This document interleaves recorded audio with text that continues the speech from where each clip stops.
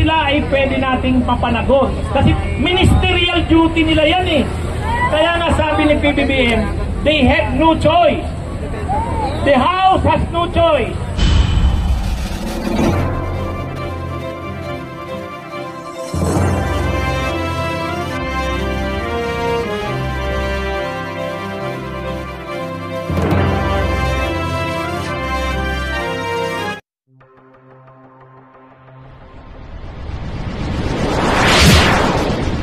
Trupang Ilonggo. Kahit pa 1 million yan, hindi rin masyadong may substansyan. Kasi relihiyon yan eh. Diba? Oh. Pero itong ating pagtitipon, hindi ito pagtitipon, hindi tayo inobliga dito ng ating relihiyon. Ito ay kusa natin. Kusa natin na sa paninindigan natin sa issue. Mahirap magpatipon kapag ang pagtitipon ay paninindigan. Kasi ibig sabihin, hindi ka pupunta dyan kung hindi ka naninindigan. Diba? Kung umaattend ka sa isang malaking pagtitipon, konsyerto naman, ay hindi, konsyerto yun. O kaya, kung umaattend ka, nanawagan ang Ilgaday, nanawagan ang iglesia, dalagayan ng relihiyon, ay siyempre, pag kinumand mo, relihiyon yan, usapin niya ng Diyos. Mahirap kong pahindihan yan. Di ba? Oh. Pero tayo dito, hindi. Paninindigan ang nag-joke sa atin na pumunta dito. Nakatalayan, kanina pa, ang daming lumalapit sa akin. Ang dami na, senior citizen. Sabi, attorney, pumunta ako dito. Talaga lang gusto ko sa laban ninyo. Tingnan nyo yan! Yan ang paninindigan ng mga pumunta dito. Marami rin mga galing sa Japan. Pilosis, Japan yan. Yung nagsalita kanina, Japan, may galing US. Pumunta sila dito. Nabalitaan itong pagtitipo natin. Pumunta sila dito. Paninindigan yun. At lalo wala naman tayong pera na pinambay. Sa totoo lang, ang sabi, nung ino-organize namin ito, nila Admin Reed, nila Mami Ping, sabi ko, ang bunyog sa Metro Manila, kaya namin kahit 5,000. Kaya lang sabi ko, ang kailangan natin dyan, pamasahe man lang, o kaya sasakyan. Wala naman kaming nakuha ang pamasahe man lang o sasakyan eh. Kahit dito. Kaya, yung bunyog na nakita nyo rito, yan lang yung nagkusa na gumastos sa pagpunta dito. Pero kung may pamasahe, ay mas marami. Kaya lang hindi naman tayo, wala tayong pera eh. Sariling pagpupusa lang talaga. Kaya yung pumunta dito na ganito, saludo ako sa inyo. At sa totoo kanina, bago ako pumunta dito, nagla-live ako. Alam nyo, habang nagla-live ako, Admin Reeds, tapos Mami Ping, konting tinig, ang bilis ng galaw ng mga comments. Kanina, ang nanonood sa akin kanina, alas 11 bago ako pumunta dito, mga 6,000 na live viewers. Sabi ko, live ko ito bago pumunta dito. At ang bilis ng mga ng comments. Ang dami nila, sabi nila, attorney, hindi man kami magkasama sa inyo dyan, pero suportado namin kayo sa ginagawa nyo. Kaya tayo ganito, 1.5 million ka man, kung hindi mo naman kinakatawan ang kabutihan, kung hindi mo naman kinakatawan ang mamamayan, walang silbi ang 1.5 na yan. Ha?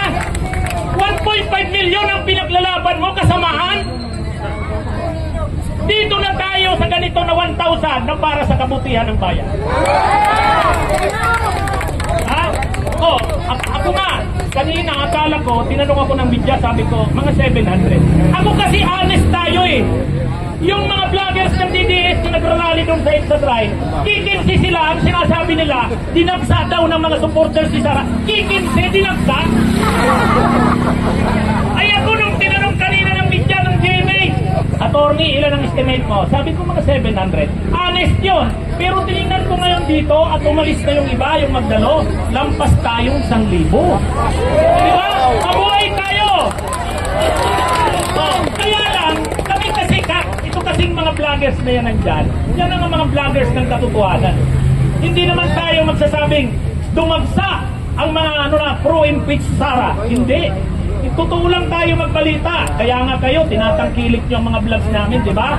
Kasi sa katotohanan lang tayo. Ngayon, ganito, ito nga ipakita dito, simula pa lang ito. Simula pa lang ito. Kasi kami, kaming mga vloggers ng BBM, tapos kami mga kakamping, ano to eh, alam nyo, hindi naman kami magkakakilala. Alam nyo nung meeting namin nung isang araw doon sa nag-meet kami, si Aling Marie, nasan si Aling Marie? Aling Marie, nasan ka? Okay, si Aling Marie, na-meet si Takiro. O, nasan si Takiro?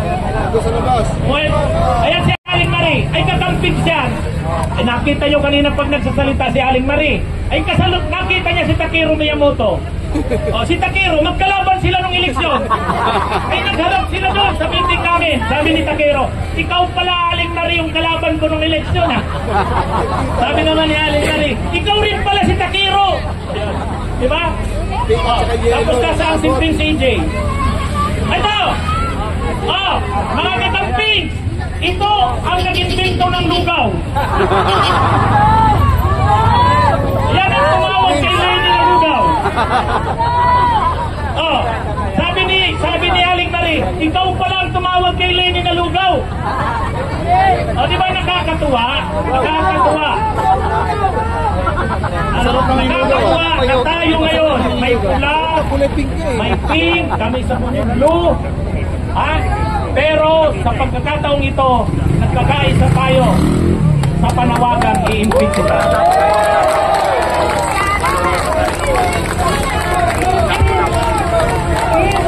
Imagine nyo bakit? Madali ba na ng ganito? Hindi. Pero anong napagkaisahan? Marcos ang karamihan ng mga vloggers na yan. Kami naman kagamping. Sabi namin ganito. Huwag nating pag-usapan yung pagkakaiba-iba natin. Pag-usapan natin yung pagkakapareho natin. At ano ang pagkakapareho natin? Nagkakaisa tayo, i-impeach ni Sara.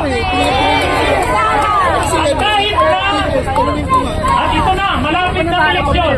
Malapit ng eleksyon. February 11, simula ng kampanya. Isang tingin ko pa lang. Ganito, maaaring magkaiba-iba tayo sa mga nadalang kandidato. Pero magkaisa tayo sa ayaw natin. Bahala na kayo kung sino gusto yung senador. May senador kami, may senador kayo. Pero magkaisa tayo sa ayaw natin. Si Boss Roger rin sa tulong-tulungan natin, huwag manalo ang mga hindi na dapat manalo. Si Bongo pumapasok sa survey. Tulong-tulungan natin, ilang lang natin yan. Si Bato, wala na, hulog na. 11, 12, ihulog pa natin ang todo. Si Marcoleta, ang yabang-yabang ni Marcoleta. Sige, Buloy, wag na. 2% lang ang survey niya. Sige, Buloy. Kaya ibig kong sabihin, wag na nating wala na dapat manalo kahit isang kandidato ng Duterte. Ang pagpapanagos natin sa Duterte, wala na dapat manalong senador na Duterte. Bahala na kayo kung sino ang gusto nyong maging senador. May kanya-kanya tayong manok. Pero pagdating kaisahan natin, pagtulong-tulungan natin, huwag nang manalo ang sinuman sa Duterte. Okay ba tayo doon? Kaya itong pagkakaisa natin ngayon, hindi lang ito sa impeachment. Sa eleksyon sa 2025, magkaisa rin tayo. At kung hindi yan mapigilan si Sara tumakbo yan, magkaisa tayo sa 28, pag manalo yan si Sara Duterte. Kahit na sino, basta wag lang si Sara. Pero mas maganda, wag nang tumakbo yan sa 2028, kaya i-impeach na natin. Ngayon, ipakita natin ang persa natin. Alam niyo yung mga kongresista na yan, medyo natatakot sa iglesia eh. Dinaga. Pero ipakita natin sa kanila, huwag silang matakot. Alam nyo, sabi kanina ni Congressman Franz Castro, medyo nag-ano siya kasi si PBBM parang hindi masyadong sulit ang stand. Pero mayroong sinabi si PBBM kahapon lang na medyo maganda. Yan. diniscuss ko kanina sa vlog ko, anong sabi ko? Anong sabi ni PBBM? Kung siya ang tatanungin, parang wala ng oras. Pero ang sabi niya, pero wala namang magagawa ang Kamara. Wala namang magagawa ang Senado. Diba? Ibig sabihin, si PBBM nang nagsabi na ang Kamara, pag may nag-file ng complaint, wala naman silang magagawa. Kailangan nilang aksyonan yan. At ang Senado naman, pag na-file sa Senado yung articles of impeachment, wala rin namang magagawa ang Senado, kundi tingin yan. Pag hindi nila inaksyonan, sila ay pwede nating papanagot. Kasi ministerial duty nila yan eh. Kaya nga sabi ni PBBM, they have no choice. The House has no choice. The Senate has no choice. Once the impeachment complaint is filed, they have to act on it. Diba? Ganun yun. Bakit pinapatagal nila? Sana pinapatagal nila dahil may plano silang iba para ma-file. Sana ganon. Pero pag hindi, dapat tayo, itong mga kongresin, ang galing-galing na ng ganawa ng Quadcom, ang galing-galing na ng investigasyon ng House Blue Ribbon Committee, parang ang mga Pilipino sumumaybay ng telenovela eh. Ang totoo lang, ang Kamara, noon pa mang mga panahon, yung Mitra ni Benicia, ang sama-sama ng imahin ng Kamara, ng House, parang puta ng buwaya. Puta. Pero ngayon, dito sa ginawang Quadcom hearing, sa kayong pag-ibisig kay Sar, bumango ang Kamara. Diba, bumango? Tapos ngayon, sila na mismo ang nagsabi, ang grabe, matindi tong ebidensya laban kay Sara. Tapos ngayon, hindi nila susuportahan ng impeachment. Anong klase sila? Kung si Sara ay may kaso ng betrayal of public trust, pag hindi nila inaksyonan ng impeachment, betrayal of public trust din yan. May tiwala na ang tao sa kanila eh, sayang. Huwag nilang sayangin, di ba? Itong mga, kaya tayo, hindi naman natin inaaway pa ang Kamara, pero pinapaaralan lang natin sa kanila. Sayang, huwag nilang sayangin yung nakuhang suporta ng tao. Di ba? Kaya nga sa survey, gumandang 61% suportado yung pagdinig ng Quadcom. 61% suportado yung pagdinig kay Sara. Diba? Ngayon, kaya nga si Sara biglang bumulusog from, alam nyo nang maupo sila ni PBBM nung June, 89%. 89%. Ngayon, 49% talagang lagapak. Bakit ganyan? Kasi talagang na-expose na sa tao kung ano talaga si Sara eh. Talagang ano. So, ito, alam nyo, ang ano dito, grabe garapalan talaga, di ba? Imagine nyo, 11 days maubos mo ang 125 million. Sabi nga ni Benji, 7 days eh. Oh, di ba? Tapos, alam mo, pag binigyan ka ng confidential fund, ang liquidation yan, madali lang. Madali lang kasi walang mga resibo yan. Acknowledgement receipt lang yan. Walang mga official receipt. Pero, mas karapal pa ang ginawa na Sara. Nag-invento ng mga pangalan. Imagine mo, Mary Grace Piatos, Kukoy Villamin. Grabe ang ginawa. Talagang, at nang pinagpapaliwanag siya, ang tagal na umattend sa hearing, nung pina-attempt niya yung mga tao niya, si Parda, si Zulaika Lopez, biglang nag-high blood, biglang nag-alta presyon, tapos dinala sa veteran. Ay, grabe itong mga ito. Tapos, ang pinapalabas pa nila, sila ang inaapi. Imagine nyo yan, sila ang inaapi, nagpapaawa. Tapos ngayon, biglang nagmamalasakit sa bayan.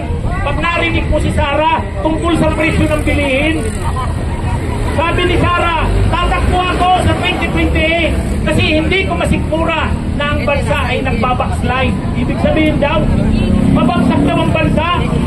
Ay siya nga ang dahilan ng pagbagsak ng bansa. Sila nga Duterte ang dahilan.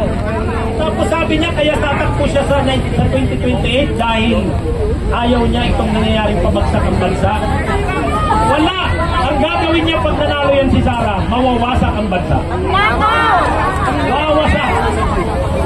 Ang imagine niyo, Vice President ka pa nga lang, ganyan ang ginawa mo. How much more kung Presidente ka na? Grabe. Alam niyo, Walang hiya sila Duterte. Sa dami ng pinagpapatay nung panahon yan, 25,000 to 30,000, walang due process yan. Hindi binigyan ng pagkakataon, pinagdududahan ng kriminal, addict, involved sa drugs, walang investigasyon, patay. Walang due process. Ngayon, lahat ng due process binibigay sa kanila. Lahat ng due process binibigay sa kanila. Yang investigasyon ng Kamara, sabi ni Marcoleta,